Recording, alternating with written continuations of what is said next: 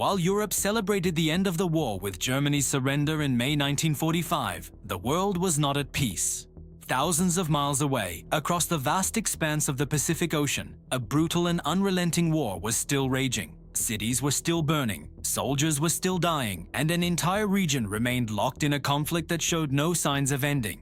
And at the center of it all stood one nation that refused to back down: Japan. To understand why Japan became the last front of the Second World War, we need to go back further than Pearl Harbor. We need to understand who Japan was, what it wanted, and why it was willing to fight the entire world to get it. By the early 20th century, Japan had transformed itself from a feudal society into a modern industrial power. But Japan was also a small island nation with limited natural resources, and its industrial ambitions demanded more. More land, more oil, more iron. The answer, in the eyes of Japan's military leadership, was empire. In 1931, Japan seized Manchuria. In 1937, it launched a full-scale invasion of China. Japan's vision was formalized as the Greater East Asia Co-Prosperity Sphere. To achieve that goal, however, Japan needed to neutralize one major obstacle: the United States. On the morning of December 7, 1941, the Japanese Imperial Navy launched a surprise attack on Pearl Harbor. The United States declared war on Japan. In the weeks that followed, Japan seemed invincible, sweeping across Southeast Asia. But the tide turned at Midway in June 1942.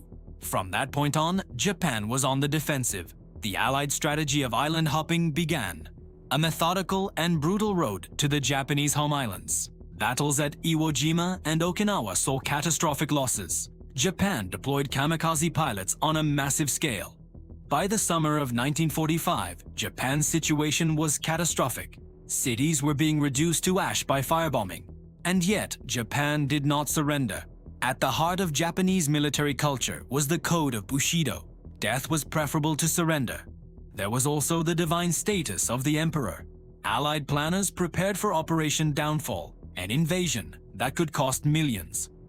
In July 1945, at the Potsdam Conference, the Allies issued an ultimatum: surrender or face prompt and utter destruction. Japan effectively ignored it. The answer to how to end such a war was already waiting in secret laboratories. It would be a single bomb, and it would change the world forever. August 6, 1945, 8:15 in the morning, a clear blue sky over the Japanese city of Hiroshima. Children walking to school, workers heading to their shifts, soldiers doing morning exercises. A city of 350,000 people beginning another ordinary day in the middle of an extraordinary war. Then a single American bomber, flying so high it was barely visible, released a single bomb. 43 seconds later, a city ceased to exist. In the history of warfare, no single moment has changed the world more completely than what happened over Hiroshima. And 3 days later, Nagasaki. This is the story of the two most controversial decisions in the history of modern warfare. To understand Hiroshima and Nagasaki, you have to understand how desperate the world had become by 1945. The Second World War had already killed somewhere between 70 and 85 million people. Europe was in ruins. The Soviet Union had lost millions. The Japanese military culture operated on a principle: surrender was not an option. To surrender was to bring eternal shame. At Iwo Jima and Okinawa, thousands fought to the last man. Nearly 12,000 American soldiers died in 82 days on a single island. The next target was Operation Downfall, planned for November 1945. Casualties were projected on a scale that made even hardened generals go pale. The bomb was the product of a secret program called the Manhattan Project, launched in 1942 and employing over 130,000 people. Albert Einstein had written to Roosevelt in 1939, warning that Germany might be pursuing a bomb of unimaginable destructive power. Robert Oppenheimer, the brilliant and tortured theoretical physicist, was appointed scientific director. General Leslie Groves ran the overall program. On July 16, 1945, in the desert of New Mexico, they tested the first nuclear device. The flash was visible 160 miles away. Oppenheimer later recalled, "Now I am become death, the destroyer of worlds." By this point, Germany had already surrendered. Harry Truman had been president for less than 4 months when he learned the full details of the Manhattan Project. Truman convened a committee to consider options. Option 1. Continue the conventional firebombing campaign, which had already killed thousands. Several scientists advocated for a demonstration in an uninhabited area. The military committee rejected this, believing only destruction would force surrender. Some historians argue Truman wanted to end the war before the Soviets could claim territory in post-war Asia. The bomb had a name.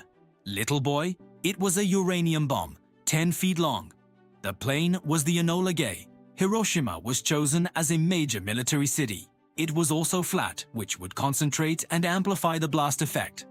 At 8:15 a.m., the bomb detonated. Everything within 500 meters was vaporized instantly. Buildings were reduced to shadows burned into stone. Within minutes, a city of 350,000 people was largely gone. The immediate death toll reached up to 80,000. On August 9th, a second bomb, Fat Man, was dropped on Nagasaki. The original target, Kokura, was obscured by clouds. On August 15th, Emperor Hirohito made a radio broadcast. For the first time, he spoke directly to the people. The war was over. The deadliest conflict in human history officially ended on September 2nd, aboard the USS Missouri in Tokyo Bay.